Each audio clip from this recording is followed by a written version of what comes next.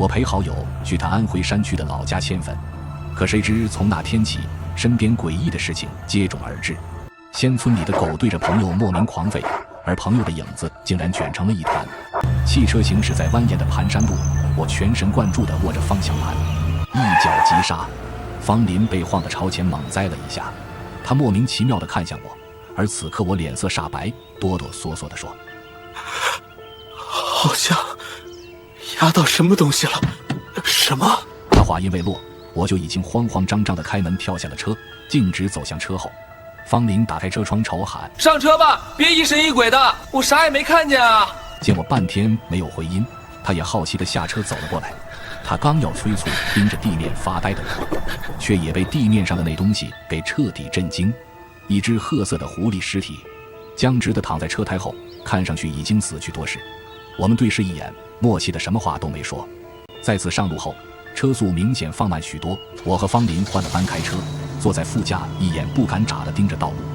傍晚时分，车子驶出了公路，又经过1个多小时的颠簸土路后，终于看到了夕阳下远处的几缕炊烟。车刚开到村口，就看见2个身着朴素、农民打扮的中年男人在朝我们招手。你们好，是从省城来的吧？是。老方家的？对，我是方林。哎呀，辛苦喽，路上累吧？快进村，咱屋里歇歇。好，麻烦2位了。哎，是我给你打的电话，知道你们今天要过来，我们在这儿等了1下午了。辛苦你们久等了，山路没敢开太快。没事没事，安全最重要。走走，去家里喝点水。因为村里路太窄，我们决定把车子停在村头，步行过去。刚下车就看到一帮孩子围了过来，兴奋地绕着车嬉闹。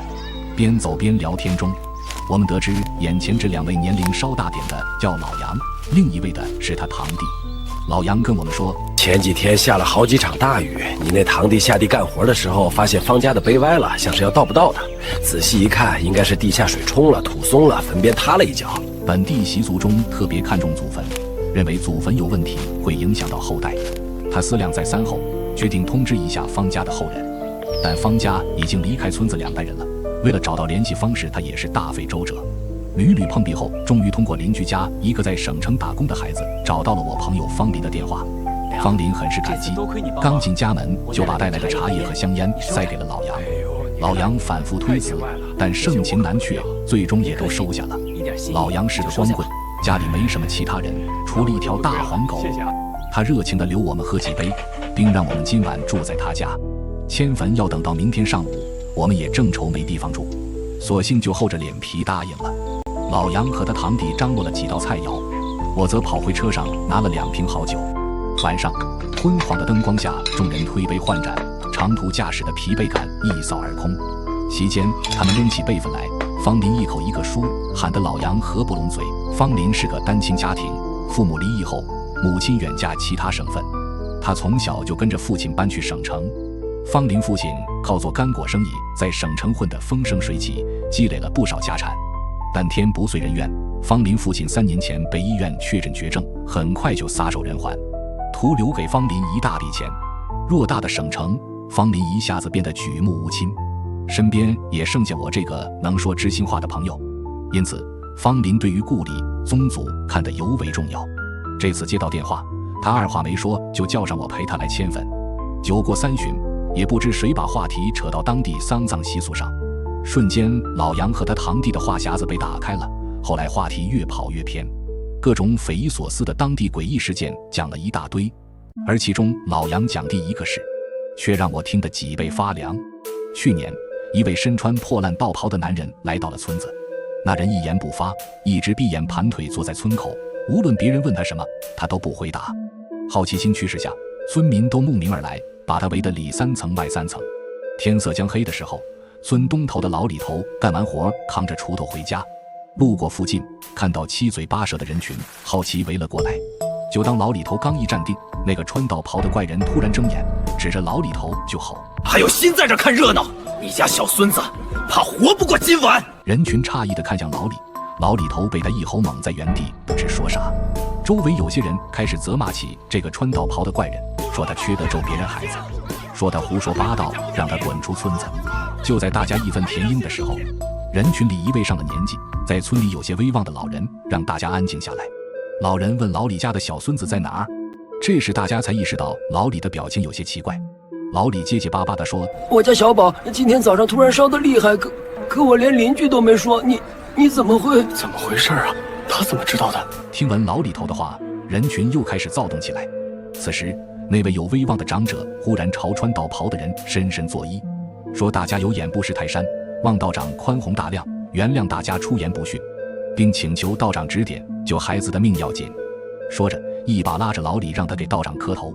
只见道长起身，淡淡嘱咐几句，他让老李把家中那头断了犄角的老黄牛拴在院子正中间，并且入夜后，老李家大大小小必须全都躲在屋内，闭门闭窗，不准偷看。老李也不敢怠慢，回到家中赶忙张罗。夜半3更，周围一片死寂，老李一家熄了灯火，瑟瑟躲在屋内。而此刻老李家的小孙子也已经脸色发青，完全没了动静，眼看就要不行了。老李的儿媳妇心疼孩子，跪在地上抹着泪，低声念叨着求老天爷保佑。一家人正心急如焚，却忽然听见门外狂风大作，飞沙走石，大风发出低沉的呜咽声，将院子里的杂物和农具吹得东倒西歪，叮当乱响。而院子中间的那头老牛也仿佛预感到了什么危险，哞哞地叫个不停。突然，一声如同婴儿凄厉哭声般的声响出现在院里。与此同时，那头老牛的叫声也变成了垂死惨叫。老李一家人被门外这诡异声响吓得缩成一团，大气也不敢出。唯独老李16、17岁的二儿子，正是个天不怕地不怕的年纪。老李一个没拦住，二儿子冲到窗户边，打开一道缝隙，就好奇地朝外看。不看不要紧，这一看吓得他一屁股坐在地上，眼神直勾勾的，像是丢了魂，嘴里不停嘟囔着：“狐狸，狐狸脸，吸血。”听小儿子这么一说，老李忽然想起来一件事，前些日子自己牵着大黄牛下地干活，本来好好的，可不知道怎么惊动了草丛里的一条蛇。那蛇忽然钻出来，让低头啃草的老黄牛一下受了惊，朝着地头一处荒坟就撞了过去。好巧不巧，犄角一下顶上了残破的墓碑，伴着一声闷响，老黄牛的一只犄角被硬生生撞断。而更让老李惊讶的是，随着这巨大的撞击，那荒坟里竟突然窜出一条浑身血红色的狐狸。没等老李反应过来，那条狐狸就迅速引入半人高的荒草中。转头再看那座坟头，才发现居然是个狐狸窝，几只没长毛的小肉球正围成一团。而在刚才的撞击中，碎裂的石碑落下，已经将其中2只小狐狸砸得血肉模糊。东方泛起鱼肚白的时候，彻夜的狂风忽然停了，门外又恢复了安静。远处响起一声鸡鸣，与此同时，老李家的小孙子也哇的一声哭了出来。众人关切地看去，发现小孙子的脸已经逐渐恢复了血色，且头上的烧也奇迹般的退了。这个故事听得我不寒而栗，并不是因为它有多吓人，而是让我联想起那只在山路上被我们车子碾压过的狐狸。我看了眼方林，他脸上表情也跟我一样有些复杂。我们心神不宁的又喝了几杯后，就匆匆回房间睡下了。或许是酒精的作用，那晚我和方林都睡得很沉。可到了后半夜，我忽然被一阵猛烈的狗吠声吵醒。我坐起身，疑惑地看向门外，而此刻方林也被惊醒了。靠，这大半夜的，狗是怎么了？我抱怨道。咱出去看看。方林明显是想拉着我壮胆。我们俩蹑手蹑脚地走到外屋，趴在窗边往外看。只见老杨家的那条大黄狗站在院子里，正朝着一个黑漆漆的角落狂叫不止。正当我们看得出神，突然一张煞白的脸出现在窗户上，我和方林被吓得往后趔趄，缓了有好几秒，我才借着月光看出窗外那人是老杨。他向我和方林做了个噤声的手势。心有余悸的我又重新凑过去朝外看，只见老杨掏出个手电筒照向那个漆黑角落，亮光下我对视上一双反光的小眼睛，那竟是一只狐狸。它缩在角落一动不动，正在和大黄狗对峙。老杨一边低声安抚着自己的狗，一边谨慎地盯着那只狐狸。而那只大黄狗有了主人在身边，反而越叫越凶，眼看就要冲上去，老杨急得赶紧俯身用胳膊搂住大黄狗的脖子。大黄这下更有勇气了，他拼命扭动着身体和老杨较劲儿。忽然慌乱中，老杨手电筒掉落，随着光圈的一阵剧烈晃动，那只狐狸也脱离了众人的视线。当老杨慌忙捡起手电筒再次照射过去，发现那个角落已经空无一物，大黄狗的叫声停止了，黑夜又重归寂静。次日清早，我和方林来到他家的祖坟旁，同时老杨和他堂弟又找来几个干活的帮手。众人在已经有些倾斜的坟墓正上方支起一面巨大的黑布，并迅速搭好一个升棺用的简易脚架，而方林则在摆满祭品的墓碑前虔诚地跪拜。终于在一系列繁琐的祭祀结束后，正式开始起坟了。由于没干过这类活，我根本插不上手，只能站在坑边耐心地看着。随着一铲铲的土被挖开，时间慢慢流逝，这一挖就将近到了中午。几个干活的人都累得汗流浃背，气喘吁吁。我和方林站在一旁，又是递水又是递烟，同时我也不禁感叹这墓埋的可真深。终于就在太阳升到头顶的时候，棺材逐渐露了出来，众人的动作也开始变得小心翼翼起来。等棺盖上面的泥土被清理得差不多，站在一旁的我终于看清了那具棺材。那具棺材保存得还算不错，经历那么多年并没有腐朽。此时棺材露出了有大半个，看上去呈朱红色，形状四四方方，棱角分明。虽然我不懂什么木料，但一眼看上去就觉得十分厚重坚固。令人唏嘘的是，从棺材边角处一些精心修饰的木工活儿不难看出，这在其入土的当年清朝晚期绝对算得上是造价不菲。随着众人继续的忙碌，被铲出的泥土也越来越潮湿泥泞，看来泛滥的地下水确实已经侵蚀了坟墓。很快大家挖出的都是一铲铲的泥浆了，几个干活的也是有备而来，干净利落的换上雨靴接着挖，一直挖到水没过膝盖，坑里的几个才朝上喊绳子。我和方林抱着一大盘如手腕粗的麻绳丢了下去，坑下的几人又是一阵忙碌，终于固定好了绳子。坑里留了2个人招呼着，其余人都从坑底爬了上来。带头的老杨满头大汗，抽了多半支烟才逐渐把气喘匀。你们都搭把手，咱试着慢慢升吧。他吐着烟朝我们说道。好。我和方林随着众人一起攥紧粗麻绳，老杨低声喊着号子，随着一起用力，绳子被绷紧，脚架上方绞盘也随之缓缓动了起来。虽然棺材比我想象的还要重许多，但随着众人有条不紊的使劲，很快也就升了起来。坑底下的2人始终控制着不让棺材摆动幅度过大，大家配合得很好。可就当裹着泥浆的棺材已经有一半都露出坑边的时候，突然嘣一声脆响，我感觉手中猛地一轻，拉绳子的众人齐齐朝后趔趄，都险些摔倒。紧接着就是哗啦一声重物落水的巨响，大家都被这突如其来的变故给惊得懵掉了。带头的老杨反应最快，他边嘶吼边冲向坑边。底下的人砸到没？我心头暗骂不好。此时大家也都反应过来，拼命跑向坑边。坑底下的2人，一个背靠着坑边，另一个则瘫坐在水中，2人全身都溅满了泥浆，他们显然都被吓傻了，呆愣着一动不动。老杨焦急地朝下喊：你们俩没事吧？砸到没？一连喊了好几遍，才见背靠坑边的那人朝上挥了挥手，结结巴巴地回答：没，就差一点。另一个坐在水里的人也缓缓站起身，心有余悸地朝上摆了摆手。此时众人都长舒一口气，幸好没伤到人。啪！老杨回身一巴掌抽在他堂弟脸上，张口用方言就骂开了：我日你个大大，是不是作死？让你准备个绳子，差点闹出人命。他堂弟捂着脸，表情委屈地反驳：我这是昨天新买的绳子，买的最粗最结实的，我咋知道会？你还像？看老子不阔死你！说着就伸手又要打。众人见这架势，赶紧上去拉住老杨。老杨，算了，人没伤到就好，这是巧了，不能怪你弟。方林一边拉着老杨的胳膊，一边劝慰。我在一旁看着，心想这个老杨也是油滑得很，一出苦肉计就成功转移了方林的焦点。他这一整，方林就不好意思再追究棺材摔没摔坏、断绳吉不吉利的事了。其他人帮忙把坑底的2个给拽了上来，他们惊魂未定地蹲在地上抽着烟。老杨让堂弟赶紧跑去村里再拿断结实的绳子。此时众人围看着麻绳断点处，七嘴八舌地议论开来：这绳子这么粗，咋说断就断了呢？对啊，何况刚才还进水了，按说应该更结实啊。就是，你看这段的地方全是毛茬，就像是被硬生生扯断的。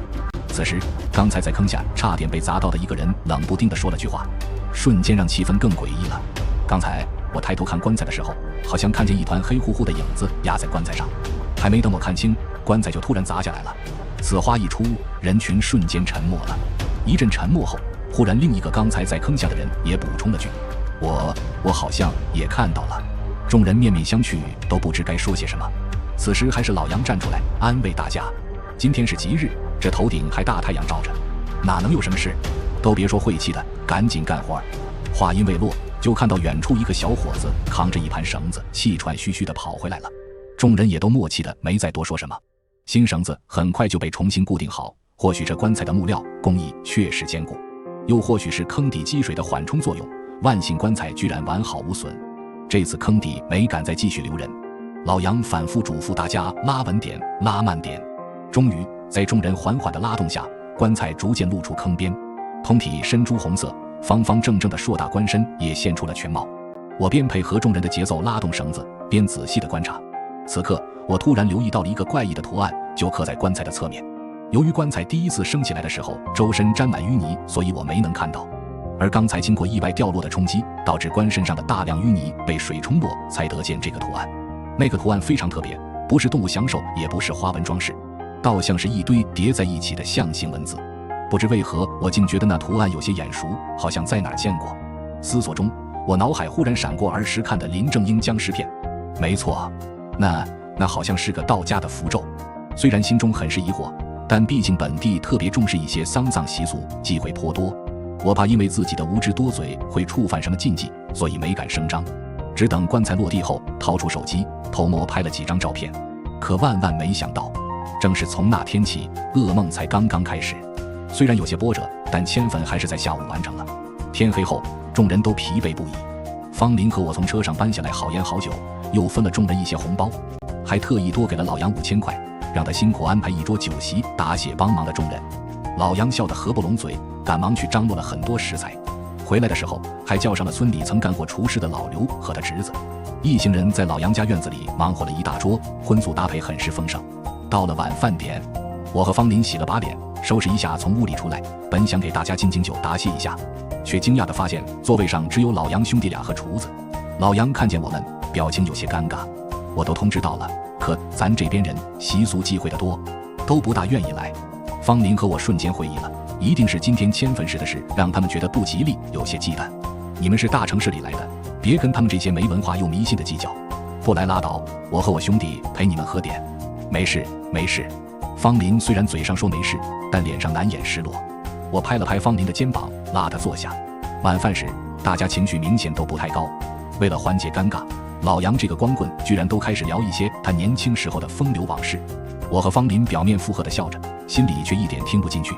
我越喝越无聊，就边听老杨吹牛，边随手把吃剩的骨头丢给身边馋得直流口水的大黄狗。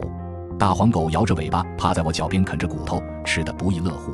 方林看我这样，估计也想快点休息，就准备给老杨哥俩敬个酒回屋睡觉，毕竟明天睡醒还得开长途回家。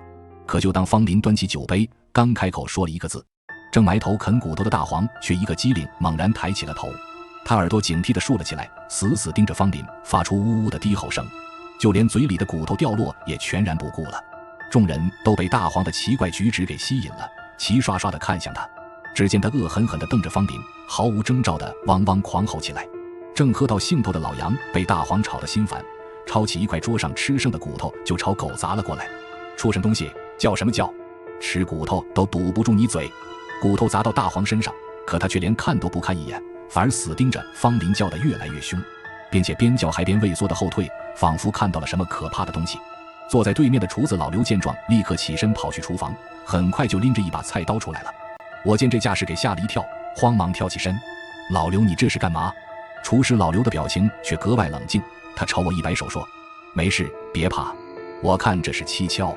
这把刀跟着我这么多年，没少杀鸡宰羊的，沾了不少鲜血，我拿来震一震。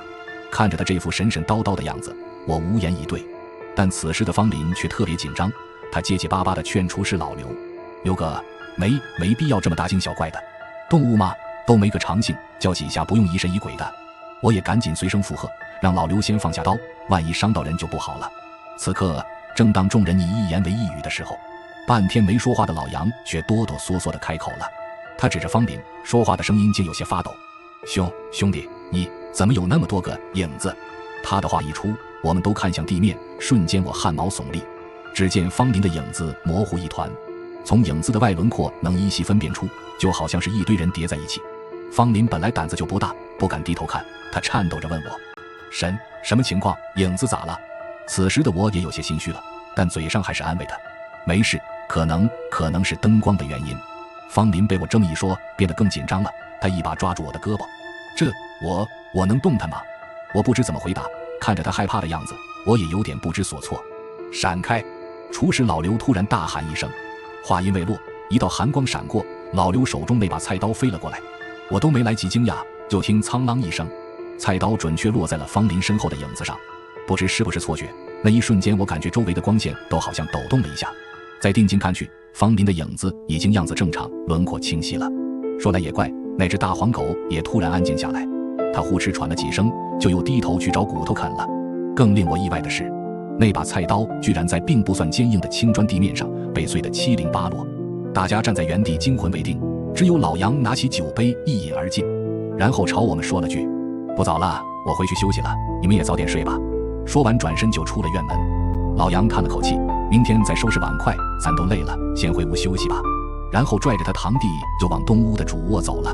方林此时还在盯着碎成一地的菜刀发愣，我推了他一把，他才缓过神。我们俩一言不发地回了客房。我是不是触犯了什么禁忌？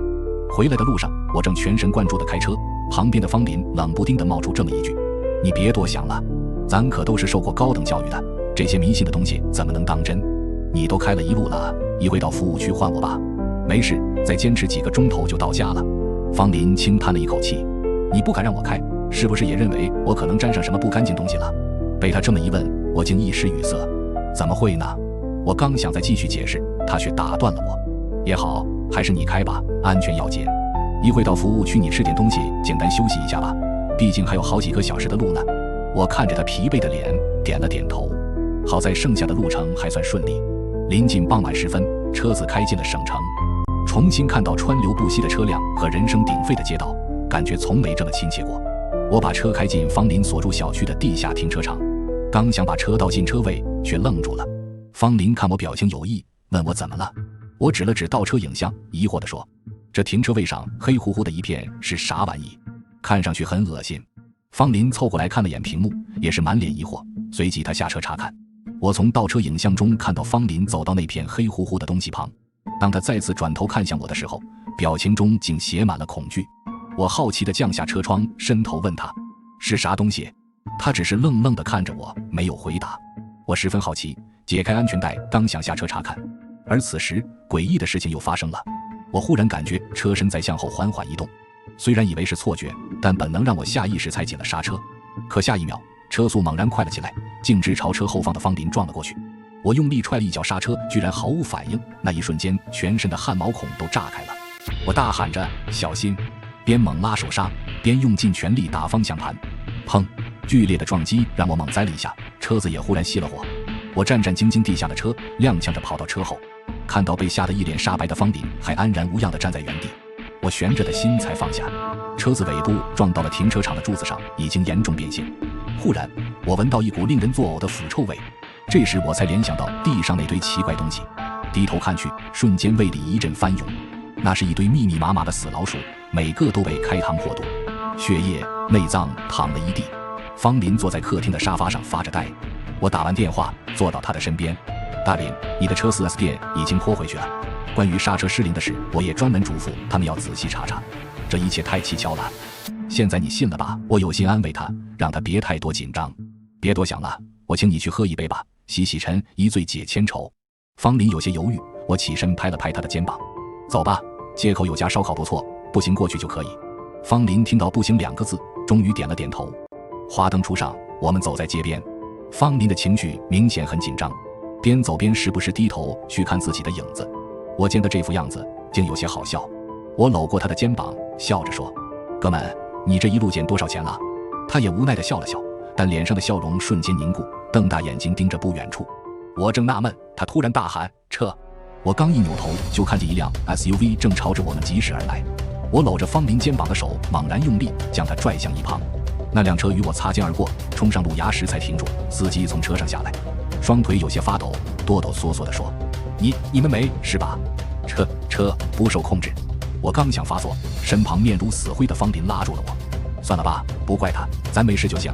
我忽然意识到，自己今天下午也曾坐在失控的车里，气消了一大半。虽然我从小就对神神鬼鬼的东西嗤之以鼻，但不得不说，在经历了这一系列奇奇怪怪的事情以后，我也有些动摇了。我嘴上劝方林这一切都是巧合，可心里也在打鼓。方林想回家，可我却执意拉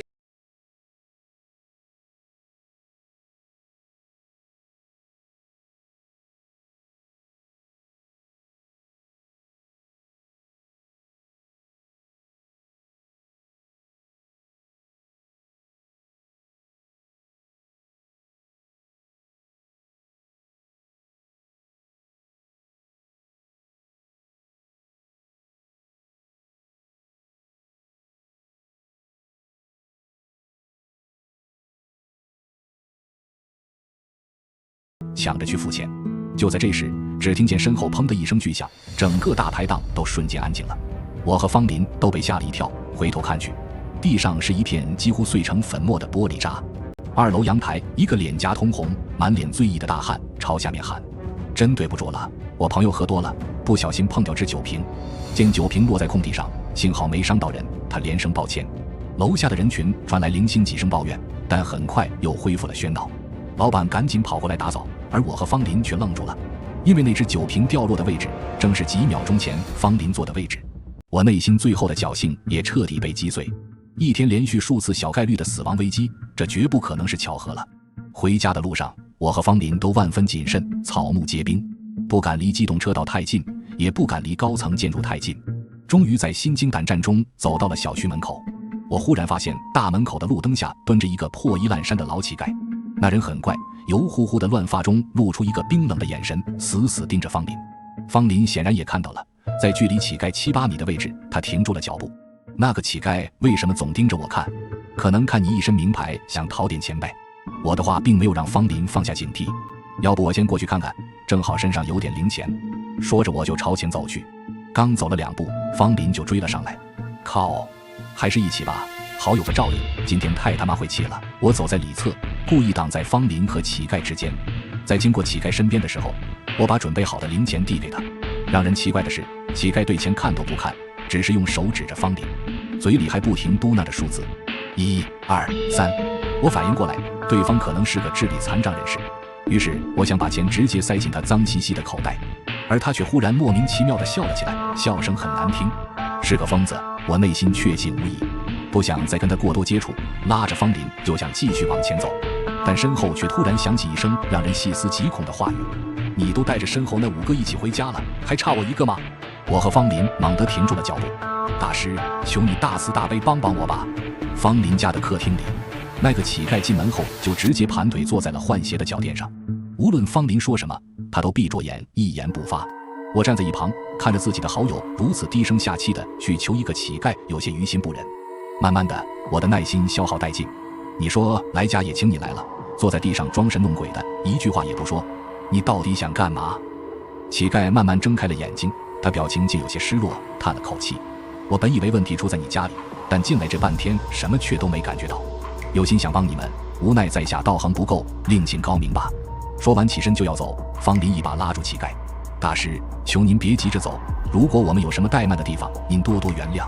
我有些生气，怎么看都觉得这个乞丐就是个胡说八道的神棍，更看不惯方林如此卑微地跟他讲话。他想走就让他走，神棍一个！方林急得朝我瞪了一眼，赶紧向乞丐道歉。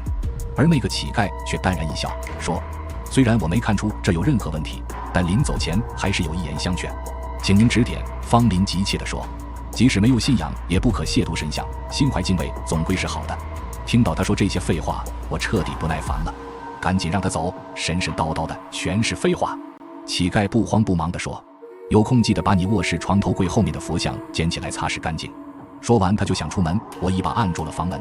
被他这么一说，我也起劲了，坏笑着说：“等会，别急着走，胡说八道完了就想溜啊！我现在就去卧室，你赶紧想想该怎么圆。”方林家的房子挺大，我大步流星冲过客厅，打开方林的卧室门跑了进去。床头柜是实木的，还挺沉，我费劲拉开一道缝隙，下一秒我瞬间愣住了，一个玉坠佛像躺在缝隙中，上面已经落满了灰尘。方林后脚也跟了进来，见我愣住，也凑过来朝缝隙看去。这是去年你送我的玉坠吧？戴了没几天，后来就忽然找不到了，没想到掉这里了。我不敢相信眼前的一幕，被震惊得哑口无言。当我们捧着沾满灰尘的玉坠再次回到客厅的时候，乞丐只淡淡说了句：“我现在可以走了吗？”方林扑通一声跪倒在地：“大师，我求你大发慈悲，帮帮我吧！”我傻愣愣地站在一旁，不知该说些什么好。乞丐俯身扶起方林，我却有心想帮你，但无奈我真的看不出你招惹了什么东西。我只看到他们一直在跟着你，一共有5个。方林双腿发抖，哭腔都出来了：“大师，我以后一定好好吃斋念佛，求你了。”乞丐叹了口气：“哎，罢了，一切皆是造化弄人。你说说吧，最近是不是接触到什么阴家的东西了？”方林支支吾吾说：“我去安徽老家迁坟，结果就遇见怪事，光今天就好几次差点没命。”迁坟怎么可能会惹了这么多脏东西？乞丐一脸诧异：“我也不知道怎么会这样，大师救我啊！那你迁坟时有没有觉得先祖的棺椁有什么异常？”“就是地下水泛滥，有些积水，其他也没觉得什么。”奇怪，乞丐皱起眉头。此刻站在一旁的我战战兢兢地掏出手机，打开一张照片递给乞丐。我当时发现棺材上好像有个奇怪的图案，以为是当地的习俗，就没声张。我偷偷拍了张照片。乞丐接过手机，脸上表情很复杂。突然他好像确定了什么，震惊地抬起头，嘴里轻声嘟囔着：“五鬼运财符。”方林面如死灰，已经一句话说不出了。我急切地问乞丐：“什么五鬼运财？我们不懂这些，麻烦你解释一下。”老乞丐表情复杂，他深吸一口气，缓缓说：“他的先祖怕是得罪了什么高人，这是个道家的禁忌符印，邪得很，已经失传很多年了。之所以刻在棺木上，是为了等待时机，一旦条件成熟，五鬼皆出，纠缠不休，会用被葬者后人的阳寿为施法者的后人换取财运，歹毒至极。如果是几天前我听到这些，一定会把说这话的人打出门。但经历过这2天的诡异事情后，现在的我对这些玄之又玄的东西也不置可否了。”老乞丐顿了顿，又接着说：“不过你们也不用太过担心，我刚才说了，这个符印要想奏效要等时机，其条件还是很苛刻的。”方林听到这句话，仿佛抓到了救命稻草，慌忙问：“什么条件？”“首先是水，水能则万物，亦能生财。这个符咒无水不成气候，但这水必须是天然。”说到这儿，乞丐愣住了：“你之前说迁坟是因为被地下积水给淹了？”方林眼神中满是绝望，嘴唇抖了几下都没说出声音。“罢了，即使遇水也无需担心，剩下的一个条件更为苛刻。”我心急如焚，赶紧催促：“大师，还有什么条件您倒是说啊？”老乞丐不慌不忙道：“但有五鬼不能成事，有鬼散漫无常，心性难控，只有能遇鬼者才能统合其力，激发邪术。”“什么遇鬼者？求大师明示。”方林带着哭腔，头顶上冒出了豆大的冷汗。“钟馗！”老乞丐此言一出，大家都默不作声了。我暗自为方林庆幸，看来这一劫算是侥幸躲过去了。可当我看向方林的时候，却发现他脸上一点血色都没了，眼神发直。我突然想到了什么，脑中如晴天霹雳。“钟馗！”这时方林站起身，肢体僵硬地缓缓脱掉了上衣。“大师，这算不算？”只见他转过身，背部朝向我们，顿时一副身着官袍，手持利剑，脚踏恶鬼，凶神恶煞的画面呈现在我们面前，通体彩色，活灵活现。那正是一副满背的钟馗捉鬼纹身。670万人民币换算成黄金有多少？答案是将近34斤。我盯着眼前这个纯金打造、重达34斤的3足金蝉发呆，直到一旁焚烧的香火熏得我眼睛流泪。按照老乞丐出门前的最后交代，方林要想不被五鬼夺走阳寿，必须倾尽财力，用他账户上所有的钱，委托本市最好的金店，为他打造了这尊3足金蝉，然后在符纸上写下自己的生辰八字，压在金蝉身下。神像供奉在方林家中，每天需准时在此时50焚香为其烟火，且必须由羊年羊月羊日出生的人在家中守护7天7夜才能破解，期间任何人不能触摸金蝉，否则一旦金蝉上沾染了凡人气息，阵法立刻破功。乞丐解释说，这五鬼运才是循着方林的财运纠缠不休，想破符咒就必须先破了自己的财，而三足金蝉是神兽，传说中守财如命，吞金吃宝，用它镇住方林的生辰八字最合适不过。再加上家中有至阳之人每天焚香守护，7日一到，符咒自破。钱对于方林来说不是大问题，主要是我们发愁这至阳之人去哪里找。老乞丐拍了拍我的肩膀说，远在天边近在眼前。他念叨着说，该说的都说了，能不能躲过这一劫就看天意了。说完，老乞丐毅然决然地走了。这几天方林大部分时间都把自己关在卧室，很少吃东西，偶尔出来跟我说不了2句话就唉声叹气地回屋，表情十分凝重。第3天的时候，他甚至跟我说，就连遗嘱都已经写好了。看他这个样子，我心里也有些不忍。我兢兢业业地守在客厅，每天准时给3足金蝉上香，1分钟也不敢怠慢。饿了就给我和方林点些外卖，困了就躺在客厅沙发上睡一会。除此之外，几乎一眼都不敢离开那只金蝉。就这样毫无波澜地过了很多天。随着第7天的到来，我和方林的心情也开始逐渐转好，仿佛一切都快要过去了，我们距离最后的胜利就差最后几个小时了。吃完饭的时候，我还跟方林开玩笑，说自己好多天没洗澡都已经发臭了，等这事完了，明天一早我就回家好好洗澡换换衣服。可万万没想到，就在当天深夜时分，却突然传来了敲门声。我谨慎地看了眼墙上的挂钟，凌晨12点20分，距离这场仪式结束子时只有不到40分钟了。我暗暗感觉不安，内心狂跳不止。此时方林听到敲门声，也从卧室冲了出来，一脸惊讶地看着我。你叫外卖了？他小声问我。我头摇得像拨浪鼓似的。方林朝我挥了挥手，示意我不要开门。他自己慢慢挪到门口，想从猫眼偷偷观察，可还没等他头凑过去，又响起一阵急促的敲门声，吓得方林连连后退。我壮着胆子朝门外大声喊，谁呀？但接下来门外传来的回应却让我们大吃一惊，快开门，我们是辖区派出所的警察。听到这个回答，方林明显被搞懵了。警察？都这么晚了，什么事？有个案件需要你们协助调查，快开门。方林犹犹豫豫地看了看猫眼，然后回头小声给我说，好像真是，我看见外面是3个穿着警服的人。我心乱如麻，不知该如何应对，结结巴巴地劝方林，离法事结束还有最后半个多小时，要不先别开门了。敲门声继续着，而且越来越响。方林站在原地，表情很为难。快开门，方林，不然你可能会有危险。方林听到门外传来自己的名字，整个人都是一激灵。他们知道我名字，应该不会错。还是开门吧。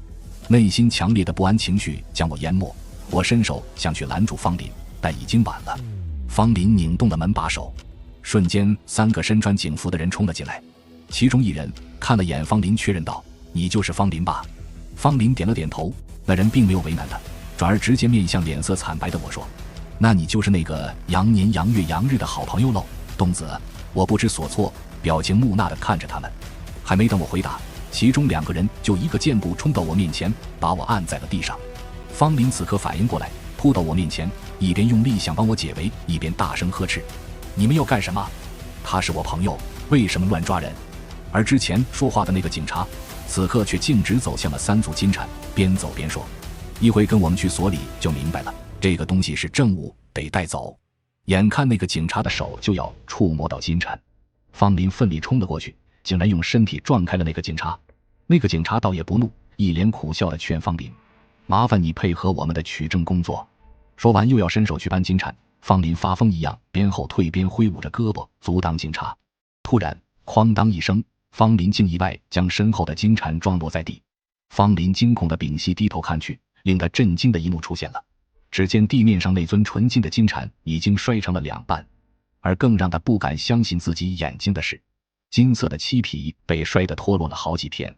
金蝉的断节面居然是金属系的那种乌灰色，甚至在断开处能看到里面还包着一个大铁疙瘩。方林惊讶地看向警察，而警察则是苦笑着摇了摇头，这下知道了吧？你被人给骗了，那个真的前几天就被调包了，那尊纯金的现在在政务室呢，前天夜里人赃并获。不可能，这几天我们天天都盯着，就在客厅一直摆着。而且房间里从来没进过人，怎么可能被调包？那一回到所里，你好好问问你的好兄弟吧，让他讲讲是怎么跟冒充送外卖的同伙合作调包的。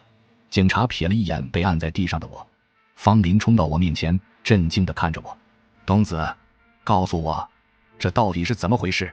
我相信你，你说什么我都相信你。我把脸紧贴在地板上，一言不发。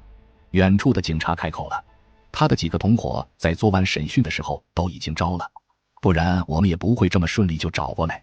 你的好朋友提前3个多月就开始布局了，从你在安徽老家见到的老杨兄弟俩到前几天差点遇到的意外，都是他们提前安排好的。从祖坟被地下水淹到引你去迁坟，从一路怪事不断到老乞丐的出现，你的每一步都在他们的算计之中。